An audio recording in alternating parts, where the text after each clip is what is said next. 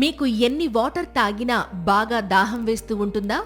సాధారణంగా జ్వరం వచ్చినప్పుడు చాలా మందికి ఇలా అతి దాహం అనేది వేస్తూ ఉంటుంది.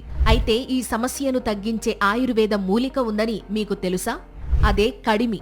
దీని శాస్త్రీయ నామం అంతోసిఫాలస్ కదంబా. దీని ఆకులు, పండ్లు, బెరడులో ఔషధ గుణాలు ఉండడం వల్ల దీనిని ఆయుర్వేద వైద్యంలో విరివిగా ఉపయోగించేవారు. ముఖ్యంగా జ్వరం వచ్చినప్పుడు అతి దాహంతో బాధపడేవారు కడిమి ఆకు రసాన్ని తాగితే ఆ సమస్య నుంచి ఈజీగా బయటపడొచ్చు. ఇంకా వాంతులతో బాధపడే పిల్లలకు కడిమాకు రసంలో జీలకర్ర కలిపి ఇస్తే వాంతుల నుంచి ఉపశమనం కలుగుతుంది. ఇక గాయాలైనప్పుడు కడిమి ఆకును గాయాలపై కట్టుకడితే అవి మానిపోయే అవకాశం ఉంటుంది.